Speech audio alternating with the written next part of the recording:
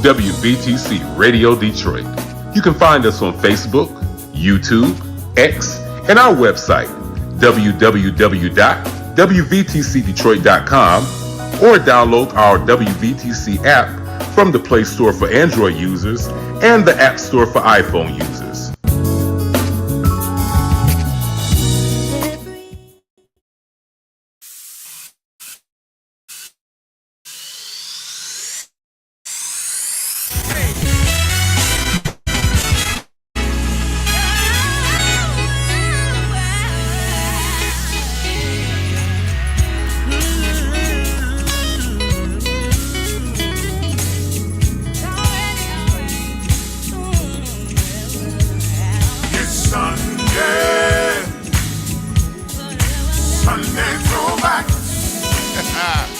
Hey y'all, this is Larry Whitfield.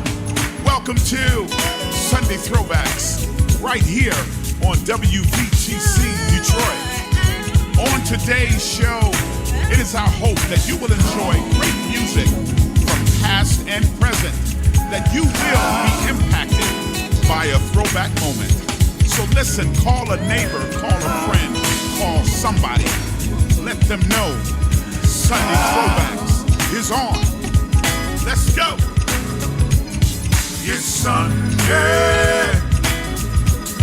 Sunday Throwbacks.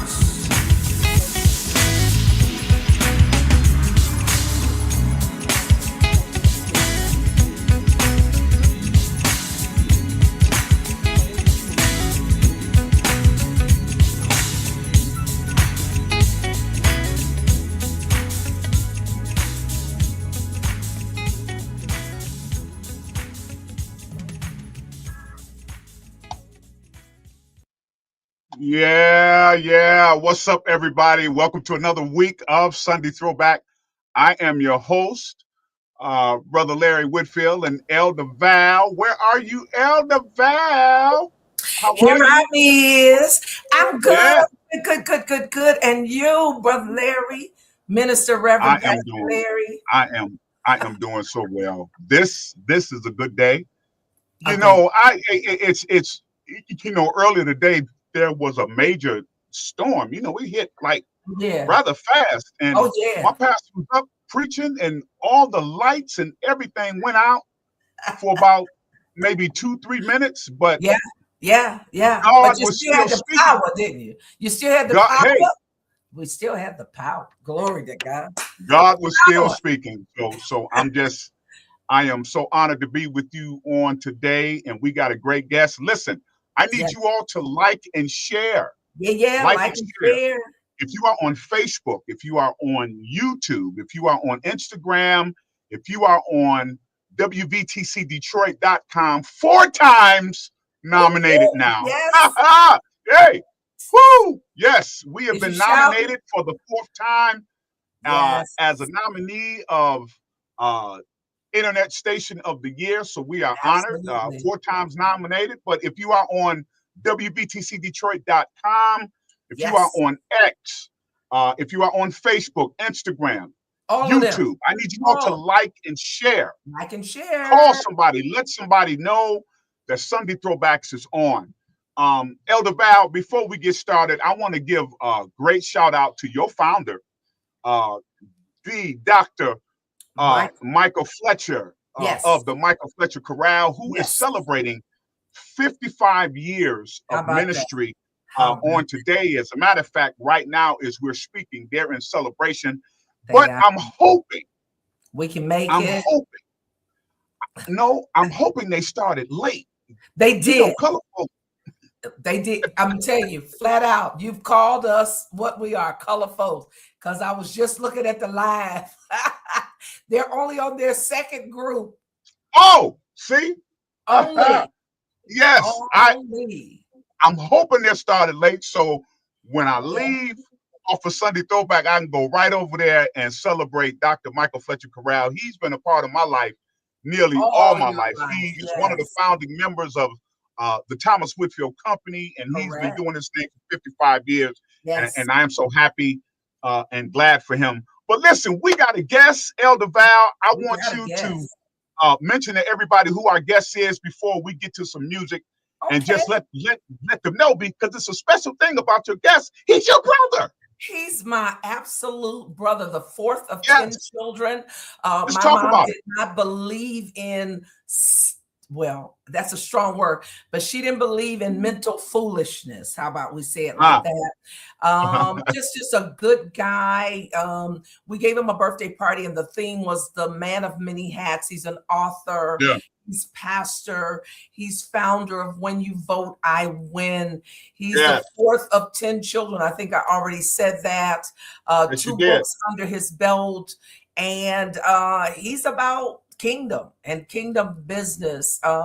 He's on his game. Also, he is an entrepreneur. He has I'm Getting Mine, and they produce T-shirts and hoodies. Yes. It's an excellent story that we'll try to bring into focus.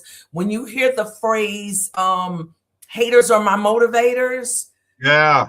He is the mind behind that. If you see it, it actually belongs to him, that particular phrase. Yeah. So good guy, good mind, father, happy Father's Day in advance to him. But just a really solid guy, and passionate about voting. Of course, he's been on Capitol Hill in Washington and been at the Lansing's Capitol. So busy guy, the guy of many, many hats is with us today. Absolutely. Yes. And also too, we are going to be talking about this documentary that is coming up on this week that he is a major part of it. And I was humbled and honored to be a part of it from a musical standpoint. And so I'm just thanking God. Everybody, we are talking about Mr. Charles Thomas Jr. Pastor Charles, who is founder and CEO of When You Vote, I Win. We are bringing him on, and see that we are approaching Juneteenth.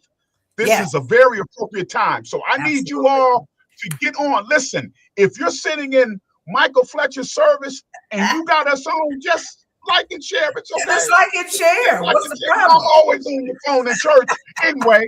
So just go on and like and share this program. Yes. Because we want to let everybody know that Pastor Charles is on. So before we get into it, I want to open up with some music. As you know, I just released a single featuring my daughter, Jacqueline Whitfield, and we're going to open up with How Precious is the Name of the Lord Jesus. And when we come back, what's happening when we come back? Mr. Pastor Charles Thomas will be here, because this is the next one, Sunday Throwback. Congratulations to the New York Knicks, everybody. We'll be right back. I have so much because of God's precious name. Listen. The value of your name so great. Your life for mine you've exchanged. Oh, how precious, provided peace, my victory. In you I have authority. How precious I live, I move, and I have my being.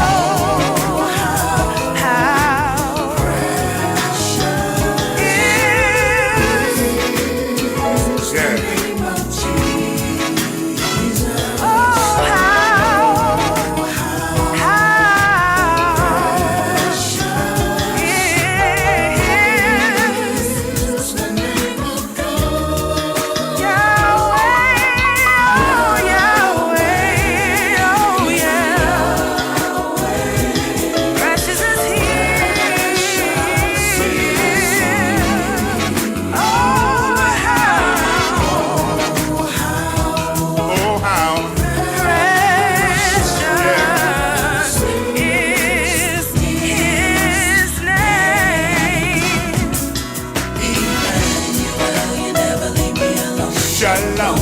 I ride above it all when I call your name. I'm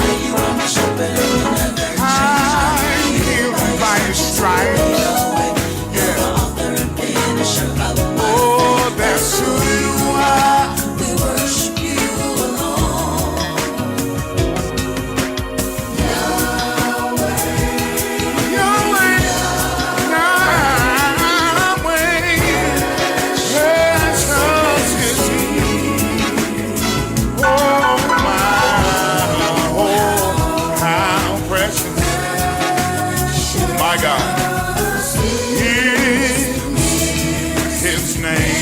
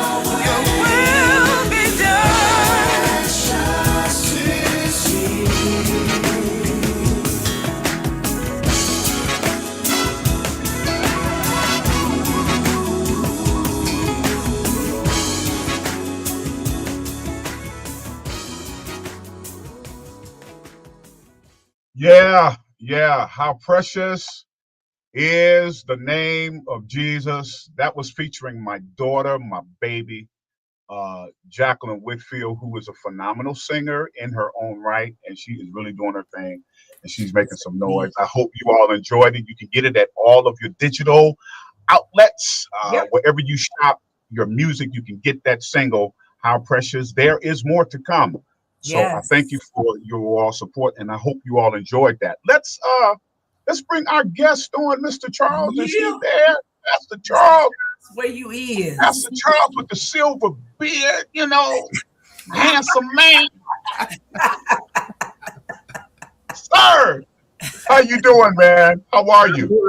I'm doing all right. I think that you giving that expression about the gray beard is only because you got one. But I'll take it. I accept. I love it, man. I love it, man. Thank you for gracing the table of Sunday Throwbacks. You are doing a lot. I want to read a little bit of this here. It says Charles Jr. is a veteran of the U.S. Army, having served 6 years, and a retiree from the U.S. Postal Service, going from city letter carrier to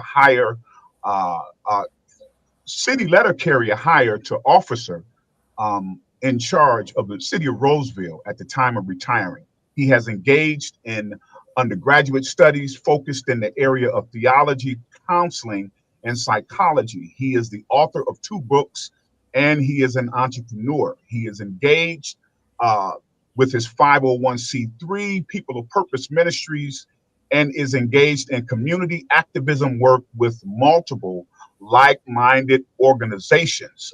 He's founder and director of the voter turnout organization When You Vote, I Win, building upon the legacy of the work in 1965 by his 2 Selma foot soldier aunts, Alice Moore and Denise Holt, which, if you caught Sunday Throwback a few months ago, I had the privilege and honor of having these 2 ladies on, phenomenal ladies. The 3 of them together continue on in this work today, continuing the legacy of the famous line that the late, great John Lewis said, good trouble. Good trouble. Yeah. Man, let's talk about it, man. Let's jump into this. Yes. How did you being involved, what happened that got you involved in the activism back when you were coming up? Was it something specific, or it just runs in the family, or how did it happen for you?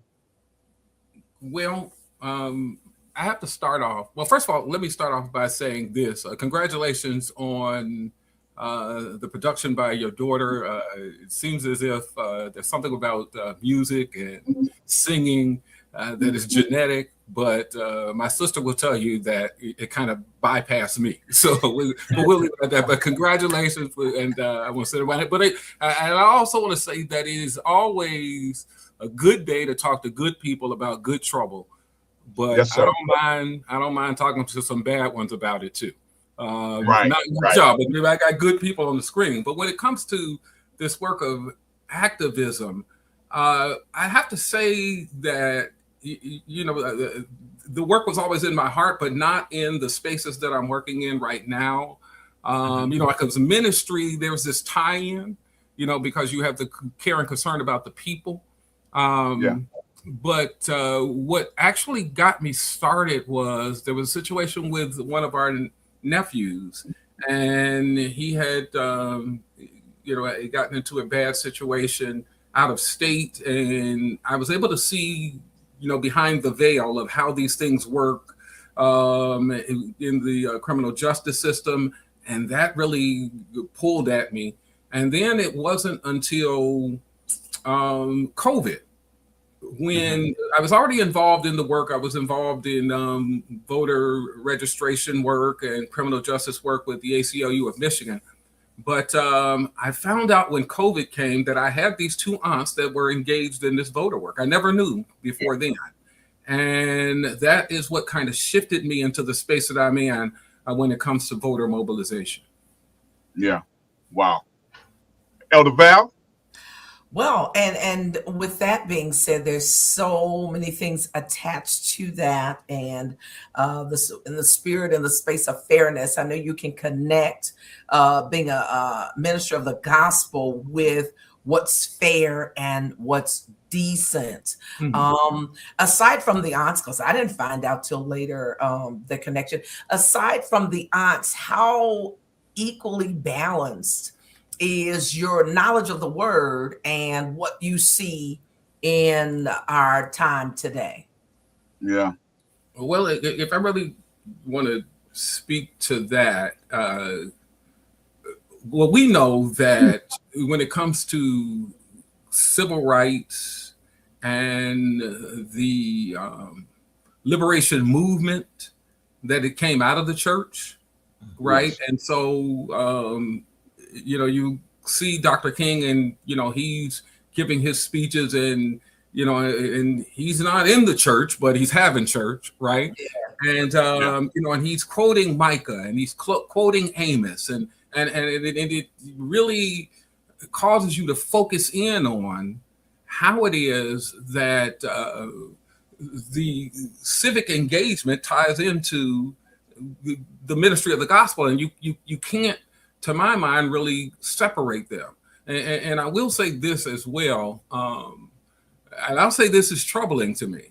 It's troubling to me when we have so many people that are disengaged, but will be first in line for the benefit, right? You'll be there, and you'll see folks taking a beating on the bridge and stand on the sidelines, and then when the benefit comes, you'll be the first one in line to reap that. But I don't let that slow me down. I get out there and I engage, because I understand that our aunts took the smoke so that I wouldn't have to. Mine is the easy part. Yeah. Wow. Listen, I was reading an article, and there was a couple questions that came up that you have answered before. And I think our audience here, Sunday Throwbacks, need to hear your answer concerning this. And then after this, we're going to get into some music. We got a lot of new music. I mean, Detroit is really producing some new music. I love music. There was a question posed to you in an article that I was reading. It said, what do you think people need to know about their voting rights that they don't know? Wow, I hope I get it right. I mean, I don't remember that, but I can tell you what we do, and maybe that'll tie into the answer that I gave to that particular question. And there is one particular main pillar of the organization, and it's called the value of the vote.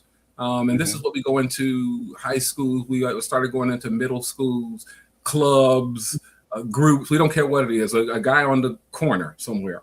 And we tie in the history of voting so that they'll understand why it is that 65 Selma had to take place. There's something that I think that a lot of people that I run into, they don't realize. There's always this saying where people will say, well, if your vote was so valuable, or if it wasn't valuable, why would they be trying so hard to keep you from using it? Well, we explain that. We make it clear. We take them all the way back to the Constitutional Convention, to the Declaration of Independence, and walk them through history so that they'll understand that. And this is one of the many sayings that I trademarked, and you'll see on that website. America's always understood that the greatest threat to wealth and power is the ballot. That's what I want people to understand. America, it is clear when you look at the history, they've always understood that the greatest threat to wealth and power is that ballot. That's why the work is done to keep people away from it, because it's a threat to what they hold so dearly. And when it comes to that conversation, something that we have developed and help not just our urban folk to understand, but the suburban folks as well. When the conversation took place about voting, it wasn't about people of color, it was about them. When they were excluding people, they were excluding their cousins, their uncles, their brothers, let alone talking about their mothers and their daughters, right? Their wives. They were excluding you all. We were not even in that conversation. But I'll cut it off right there, and I'll make space for some music. Man, this is good. And I'm telling you, because it's important, because we have a generation. We have a generation of people that think it doesn't matter. It doesn't matter when our ancestors and their ancestors were killed, hung, and everything else away. Not even long ago, too. And the things that they're doing now in our face. See, back then it was behind the mask, behind the hood, if you will. Now it's in your face. Absolutely. We don't want you to go to the polls. We're going to harass you when you get there. Right. And we have to stand strong. So go ahead and elaborate on that a little bit more. Well, if we had time, I would go real deep. But one of the other things that I talk to the young folks about is that, I try to, keep their ears attuned to what's going on, and help them understand that some of the things that are in the conversations right now are not just taking us back to 1965, when we talk about the Louisiana versus Calais decision and the map drawing, and that's a much deeper conversation that I don't think we have time for me to get into. But that decision didn't take us back to 1965. It took us back to 1870. It took us back to Reconstruction. It took us back to the conversation about the 13th, 14th, and 15th Amendments, the Reconstruction Amendments, that made it so that we were, but with the 13th Amendment, slavery was abolished, and I have to do air quotes on that. 14th Amendment, that is when birthright citizenship was in the conversation. And if you listen to the news, that's in the conversation right now. Then the 15th Amendment said that, that the rights to vote could not be abridged based upon race, color, or previous servitude. But the 13th Amendment came in before that previous servitude conversation and said that there's only one exception to slavery, and that's incarceration. And so, you have this mass incarceration, felony disenfranchisement, all of these things are in place. But these things are in conversation right now. When we talk about the 14th Amendment and birthright citizenship, they're talking about that right now. When we talk about the Voting Rights Act of 65, they're eliminating that right now. Well, then we can talk about the SAVE Act, where they're making it more difficult for I'll just call it what it is. People that they don't want to vote, they're trying to keep them to vote. And all of these things are being done to take us back to a place to where the folks that they never wanted to vote will be able to vote. And so you have these multi-pronged efforts, including, when you include that with the language out there that is convincing people that it doesn't matter if you vote, All of these things are being done to push you away from the ballot, understanding, going back to the original, which is, like I said, they've always understood that the greatest threat to wealth and power is the ballot. And so when they made the decision that only white male property owners could vote at the state levels, it was because if other folks voted, they would vote in ways that would make it so that they would have to share wealth and power. And so these are the kind of conversations that we're having. But these are the conversations today, and the conversation that never changed. And so where I kind of land the plane when I'm having conversations, especially with the young folks, and especially with our young folks, is that the bottom line is that if you want to know who America really wants to be able to vote, go by what they told you in the beginning. If you want to know who they really would like to have the right to vote, they told us in the beginning. And as history rolls out, all it really tells us is who they wanted to vote the least. You have this contradiction and this conflict. I call and I'm going to say this, and then again, I'm really going to make me room for music. But one of the first things that I put up on the screen is the Declaration of Independence, that stanza that says, we hold these truths to be self-evident, that all men are created equal, that they're endowed by their creators with certain unalienable rights. Among these, life, liberty, and the pursuit of happiness. Sounds good, right? But what I explained to people is that was a document of an expression of oppressed people. They were oppressed.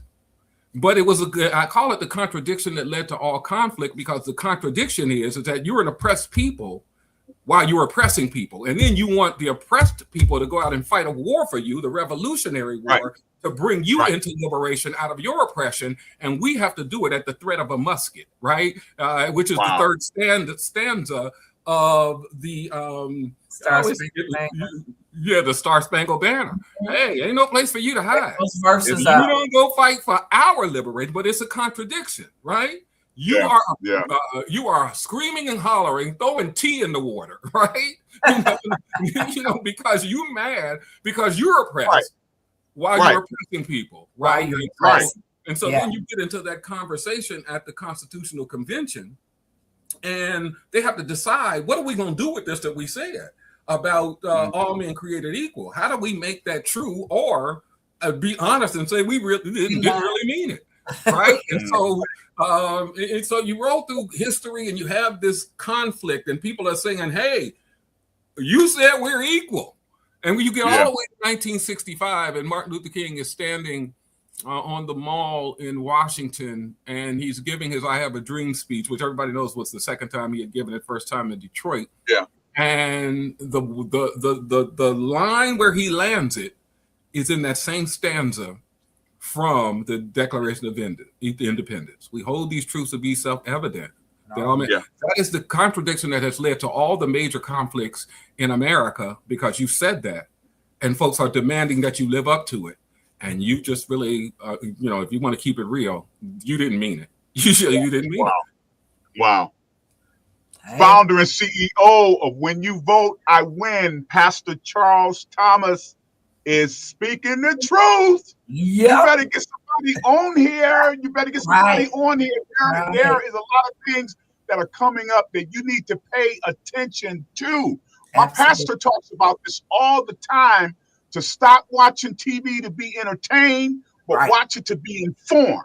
That's right. Because there are so many subliminal messages that are coming through these movies and commercials and other stuff that we're not paying attention to, and we're just letting it go by. And then when something happened, we're shocked, and we shouldn't be.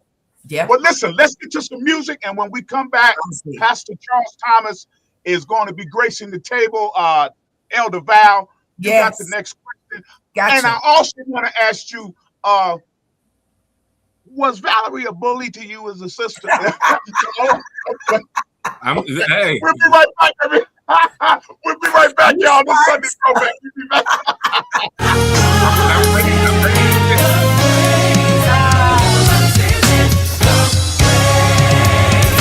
Now, if you feel your hope is gone, well, then listen to the words of this simple song. Don't give up, don't give in. You're gonna make it, you will win. Yeah, your deliverance. Your deliverance.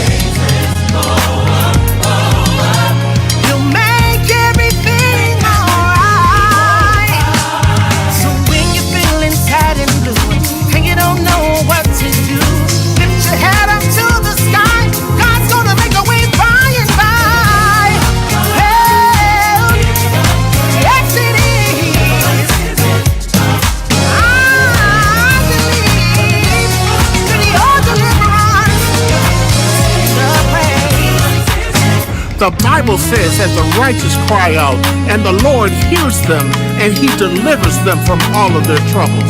I'm here to tell you that your deliverance is in your praise. It's in your praise. Yes, it is.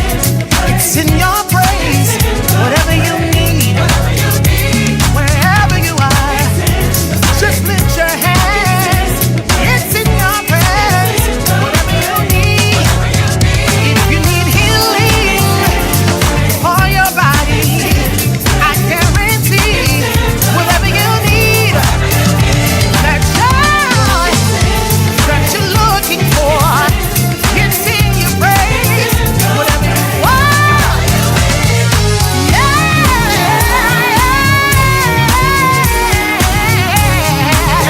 whatever you need. Do you believe that God will make a way?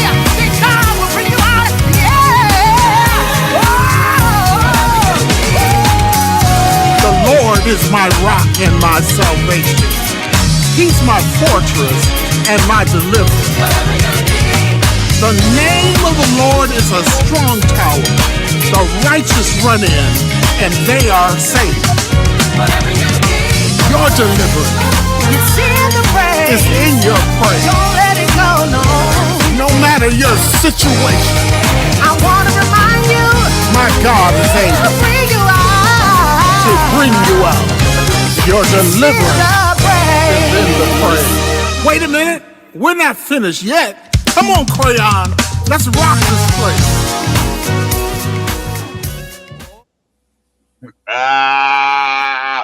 Yeah, come on in there, Greg.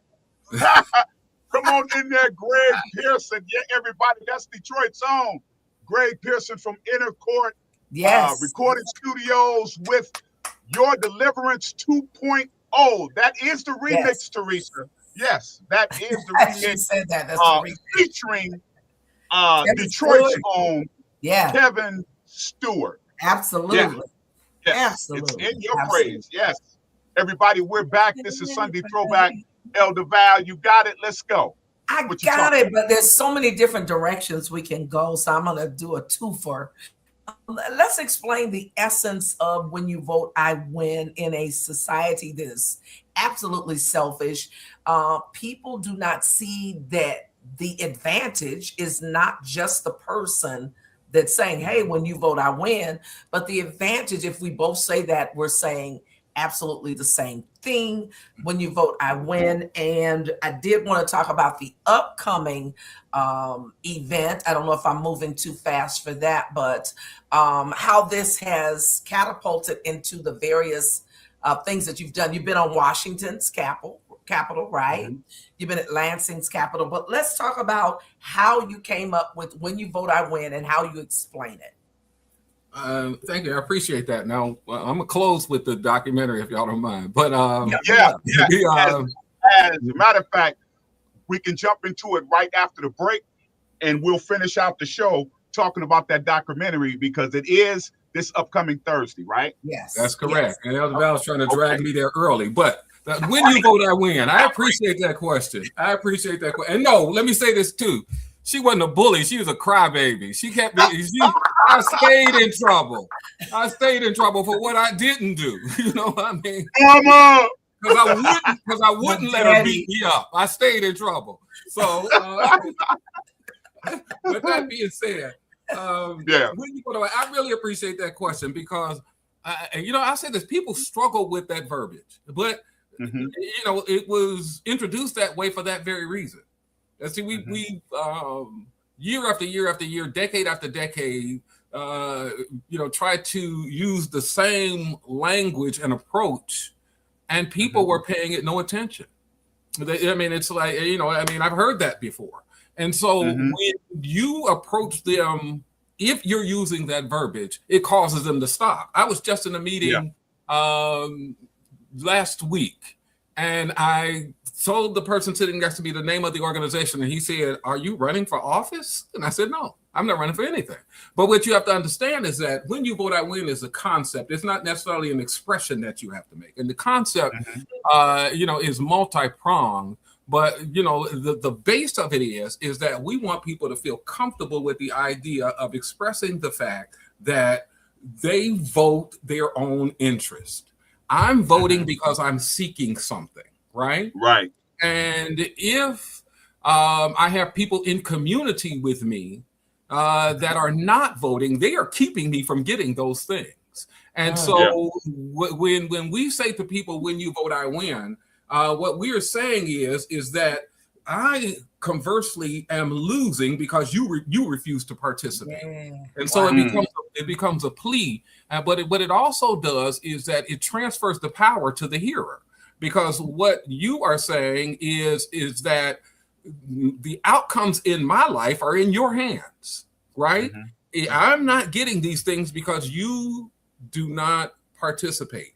Now, what we've also done with that language is that we made the conversation easy. Talk about yourself. We don't need any case. Well, I don't want to say I don't want to throw them all, out, but you don't need any case studies. You don't need any data points. Talk about you. And when you are talking about the things that are being in your community that are negatively impacting you, if you're talking to people in community, it's negatively impacting them too. But I'm not going to talk to you about or attack you, so to speak, vote shame you. I'm just going to tell you that you're harming me. When you don't vote, you harm my community, you harm my home, you harm my children, and we can get specific with it, right?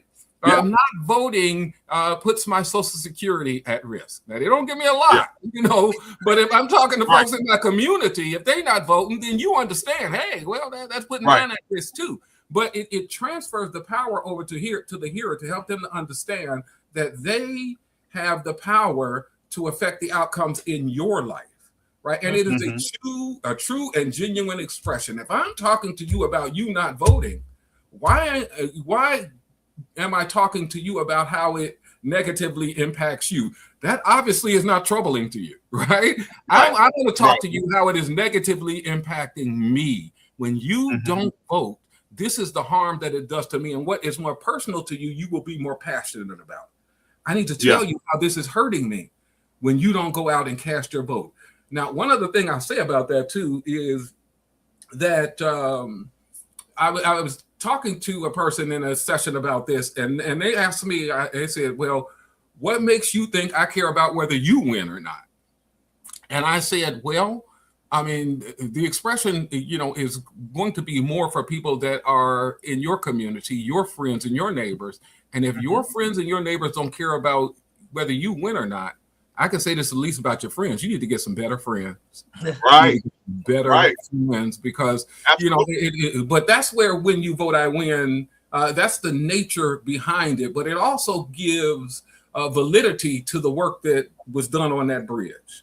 I mean, to not engage is to say without saying that the proposition that you all expressed when you took that harm on the bridge is not valid or valuable. I validate what you did when I go out and cast my vote. Right. I'm saying to you that I believe that what you did was of some value, and I want you to know that I believe that it what you did won something for me. And so all of that is in there, but that's kind of like where it comes from.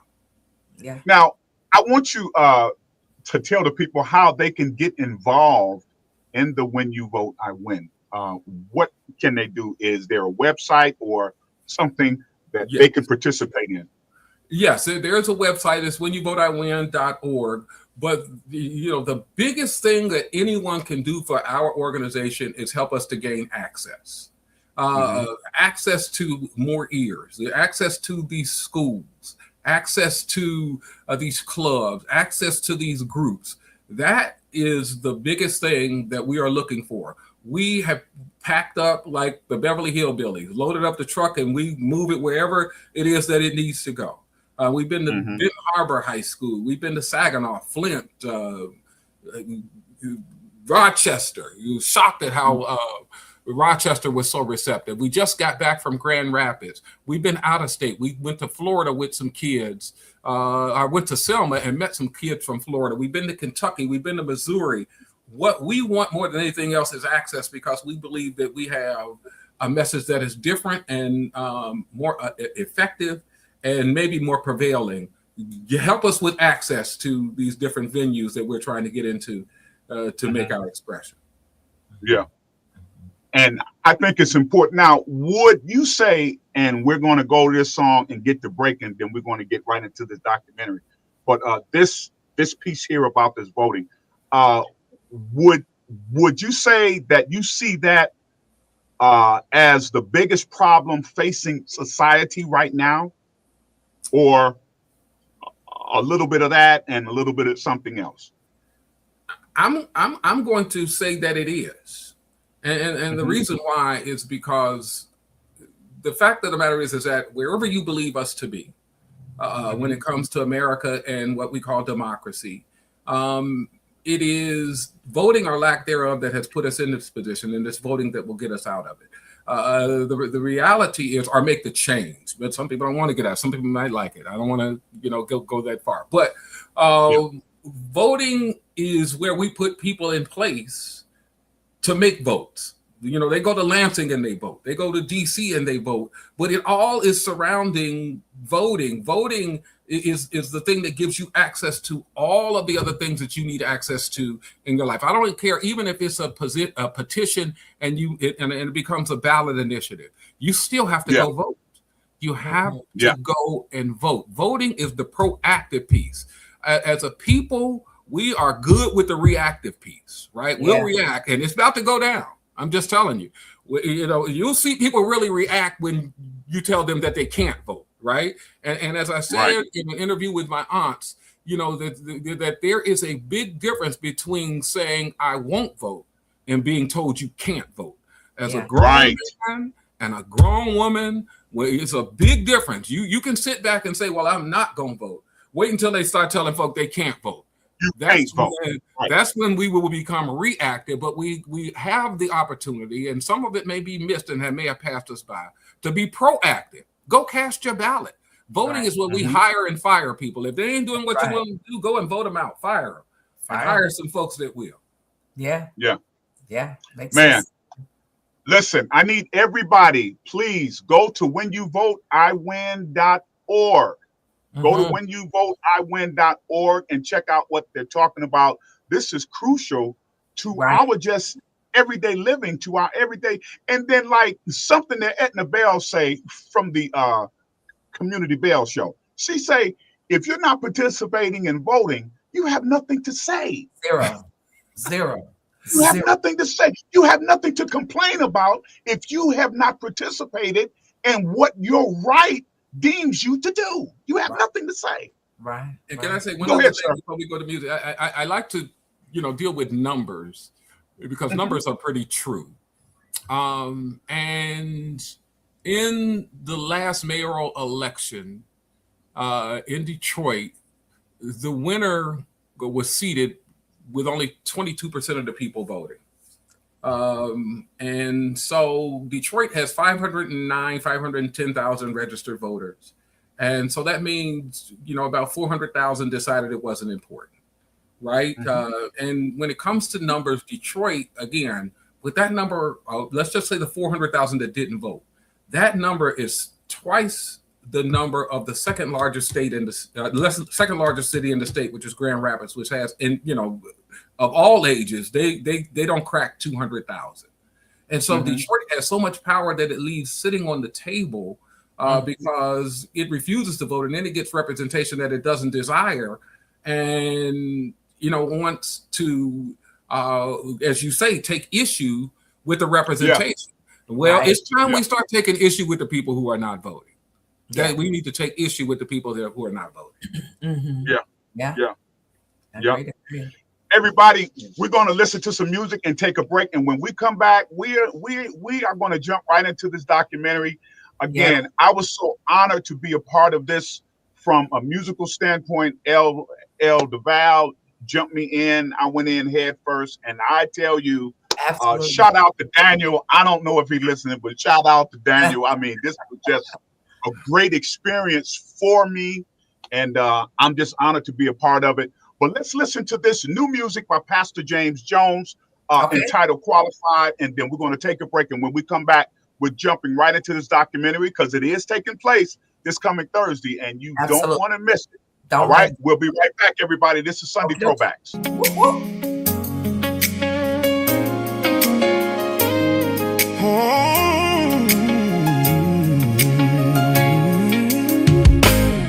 Now my resume, no history, empowers me, completes me for destiny. Yeah. God's fingerprints crafted me. That's why the enemy fights to distract me from destiny.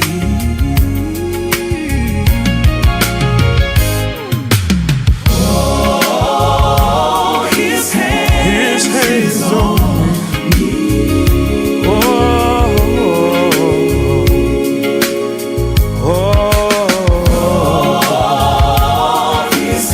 his hand is on me.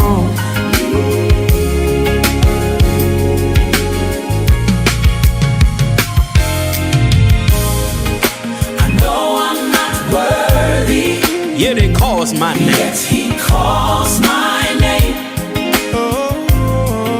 I know I'm not spotless. I know I'm not spotless. Yet he covers me in righteousness. Yet he covers me in righteousness. I know I'm not perfect. I'm not perfect. Yet he keeps perfecting me. Yet he keeps perfecting me. I'm not always consistent. I'm not always consistent. Oh, yet his mercy meets me every day. His mercy meets me every day. Lift your head up. You qualify. Here we go. He qualifies me. Qualifies me. Yes, he qualifies me. He qualifies me.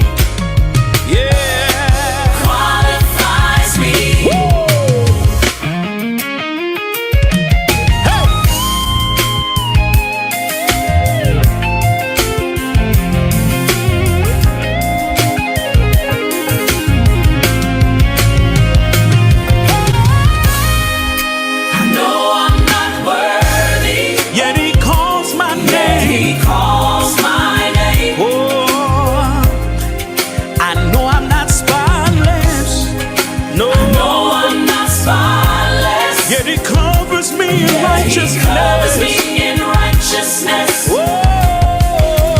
I know I'm not perfect. Said I'm not perfect, no. Yet he keeps on perfecting me. He keeps perfecting me. I'm not always consistent.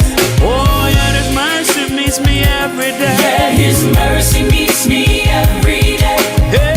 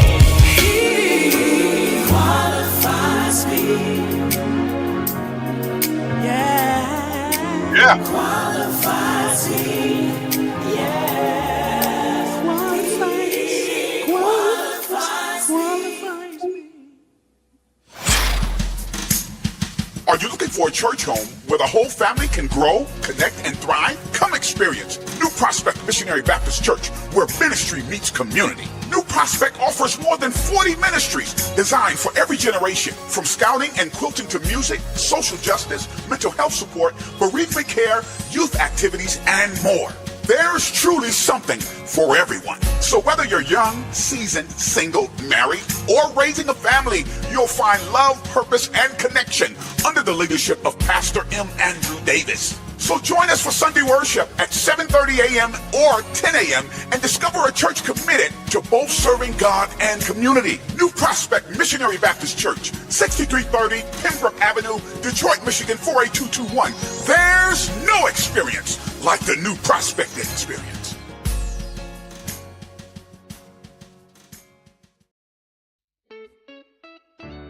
Charlene Miles was a legend, a woman of grace, love, and excellence who believed everyone deserved to be treated like royalty. When her son couldn't find an assisted living home worthy of her, he built one. Charlene's Senior Legacy is a place where quality, kindness, and love come first. A home where seniors are celebrated, cared for with dignity, and surrounded by people who truly love what they do. For families who want only the very best for their loved ones, Charlene's Senior Legacy is that place. For more information, go to www.charleneseniorlegacy.com. Yes, we're back. My mic is very loud. Everybody, this is Sunday Throwbacks. We're back with our guests. Before we get to this documentary, man, I want to put these up. IGM, man, this is some great gear. I'm going to throw these pictures up, and you can just talk about it real quick before we jump into this documentary, okay? Let's go. Okay. Here we go. All right. You want me to just talk about it? Yeah, man. This is some good gear. I like this. Where did it come from? IGM. Well, IGM stands for I'm Getting Mine, and it bounces off of 1 Corinthians 2:9. Eyes have not seen, ears have not heard, neither has entered into the hearts of men the things that God has prepared for them that love him. And so what IGM says basically is that I know that there are going to be those that are going to express their hate against me, but you keep on hating. I'm going to get what God has for me. I'm not going to let anything you do keep me from getting what God has for me. And so it bounces off of the hate, and it's an expression that, especially I wanted it to be for young people so that they would say to those that would come to them with the hate that I'm going to process this differently. You can come to me, but your hate is just going to improve upon my life. So come with it if you will. You're not to get me to respond like you think I'm going to respond. Like it says right there, you're just going to be my motivator. That's right. You just be my motivator. Boom.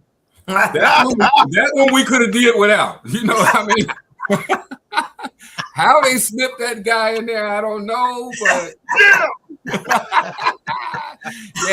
that's the logo shirt. But there's 6 different sayings. Well, actually, if you count the ballot shirt, 7 different sayings that I have trademarked. As Elder Val said, haters are my motivators. The more hate I take, the better me you make. The more hate what's the one? Your hate will just amount to a deposit in my faith account. Right. I'm just going to make it so that I have more faith.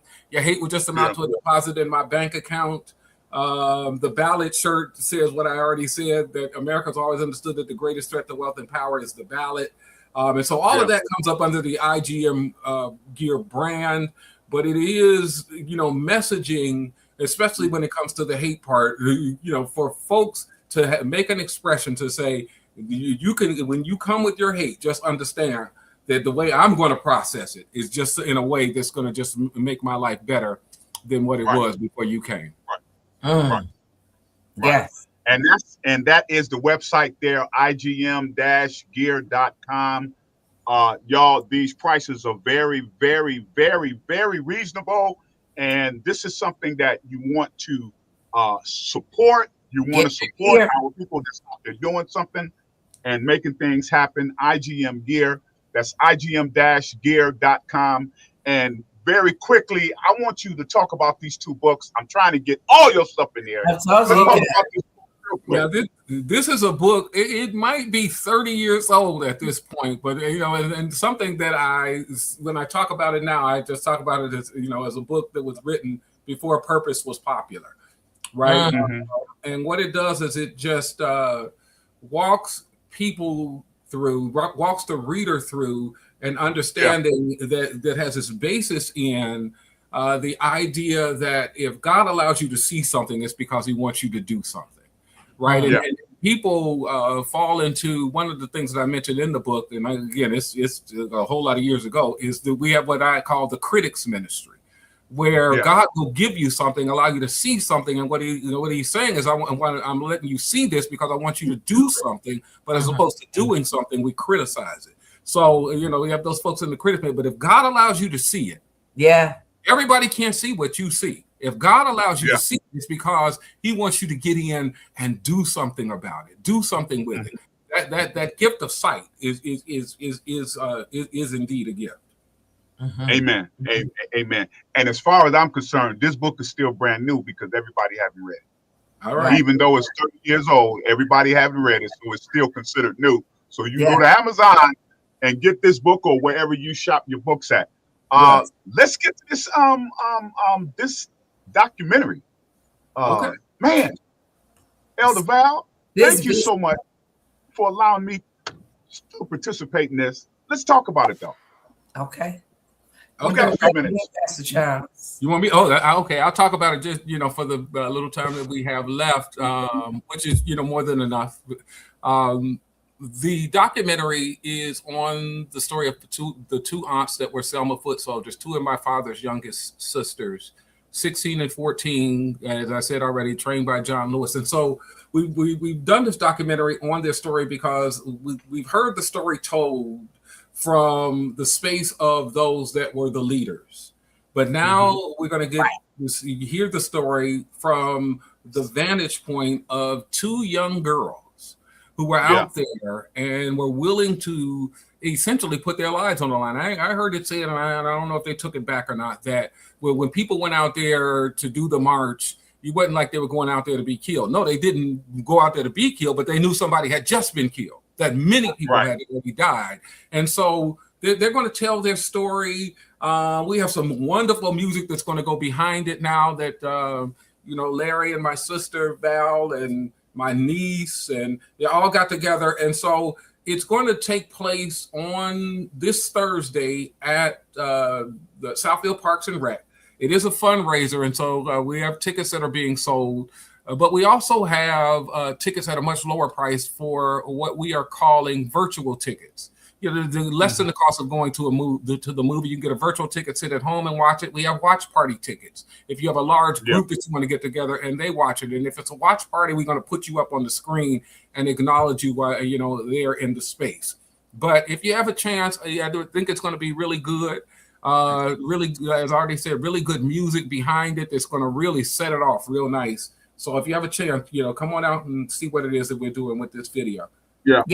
It's entitled, we didn't mention the title, 3 Marches, 2 Sisters, 1 Bridge. And I told my brother, Pastor Charles, who is my pastor, I said, did I come up with that? Our minds just loop around. I said, tell me I came up with this. It's so brilliant. He said, I'm sorry you didn't. I did. But it's the whole essence of what we'll be viewing. The 3 marches, they went on them all. Our grandmother, their mother said, go on back out there. 2 sisters, those 2 teenage, these are girls. What were you doing at 14 and 16? Let's be real. And then 1 Bridge that settled so much that we're in jeopardy of losing. And so that documentary, my brother is, shy. I'm an outspoken person. That documentary, I believe, will change your whole outlook on how important you are when it relates to making decisions. When you vote, I win, you win, we all win, but you got to vote. So we want you to see these 2 girls that were tear gassed, they were jailed, tossed around, or 2 girls. That's what I want you to get that in your head. 2 girls. They wasn't on Facebook, they didn't have it. Twitter, they didn't have it. But there were there was Jacks and Hopscotch. But these girls went out and got it done, and we appreciate them. And so I think you should make yourself a part of this by virtual or on site. Tickets are $60. You can get it at Eventbrite. Come dress up. It's going to be a swanky affair with a red carpet. Thank you, Larry. I done took over the interview. I'm sorry. That's what big sister. You're my co-host. Thank you. Thank you, Larry. My brother said we need to get in somebody's studio. I called Larry. I said, Larry, we need to get this done. We have 10 days to do some of the scoring. And we went in there and had a ball.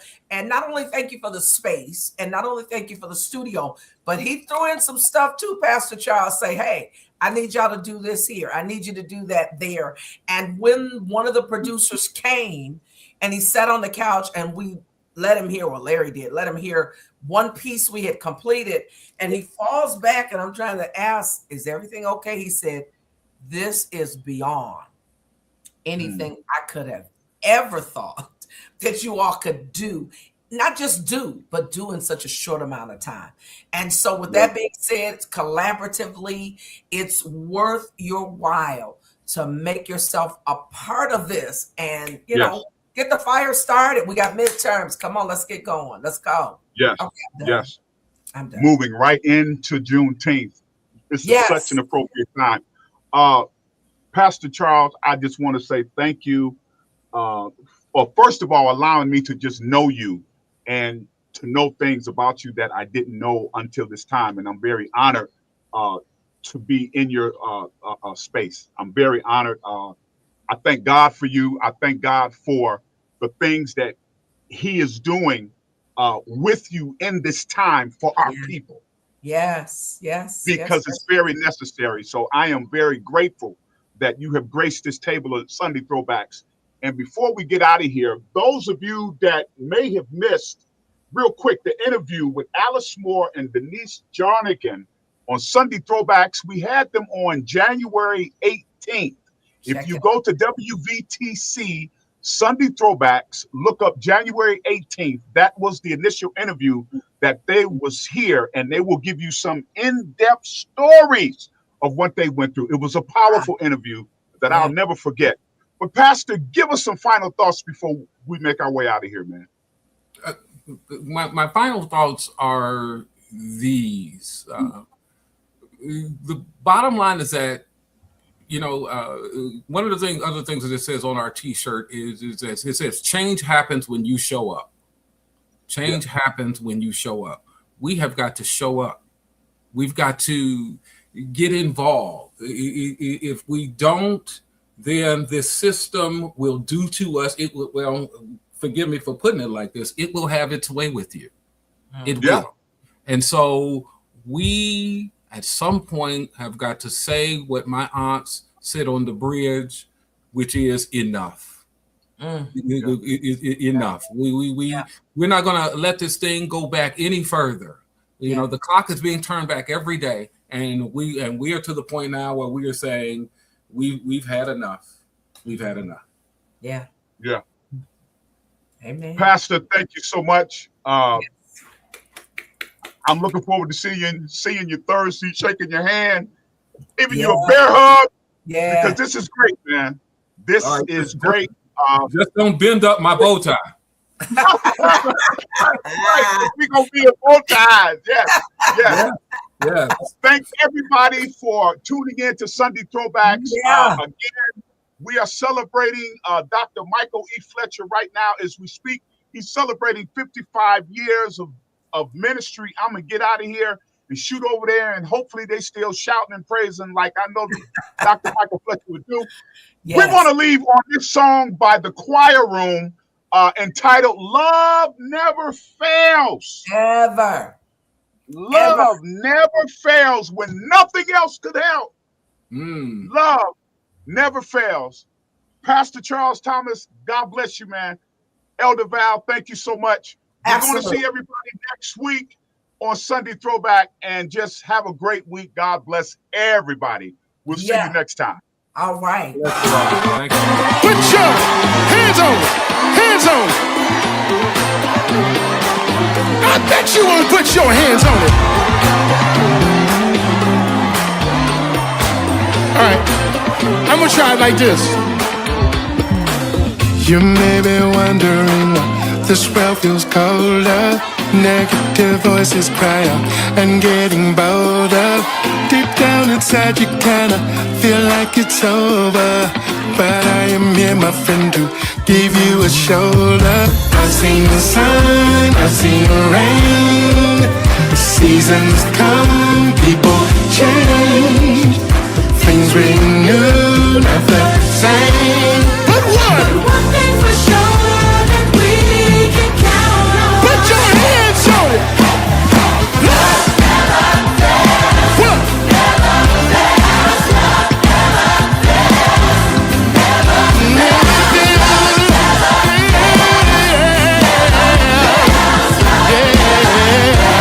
Let me hear you.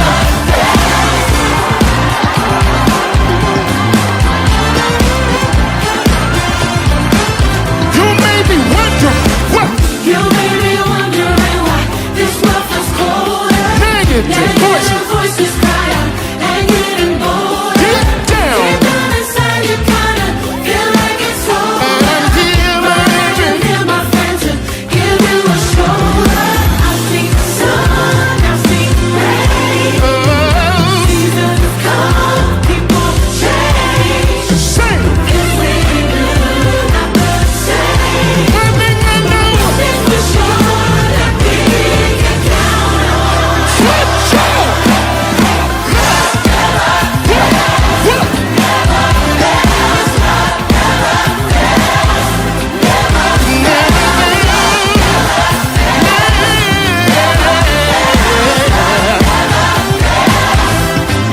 Make some noise in here.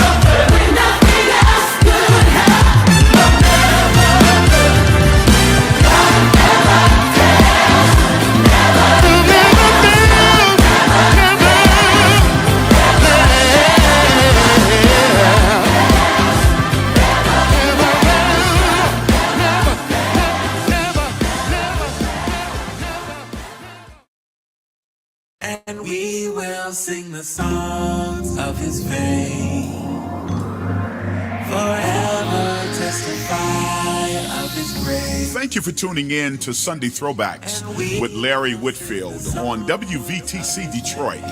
Listen, if you would like to become a partner or a guest on our show, please send us an email at lwhitfieldmusic@yahoo.com. That's lwhitfieldmusic@yahoo.com or call 313-879-9752. That number again is 313-879-9752.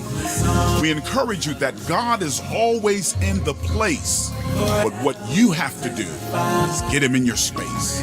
When you do, your life will never be the same. Thank you for tuning in. We'll see you next week.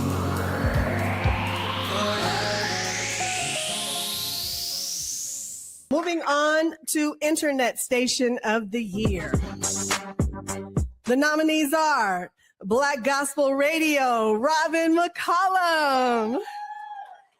Shout out to Radio Robin. Next up, Hands Up Radio with Trayvon Perry.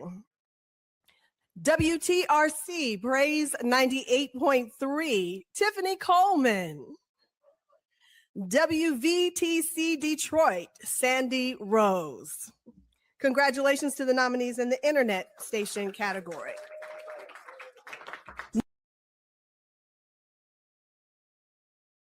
Go to your Apple or Google Play Store and download the WVTC Gospel Radio app today.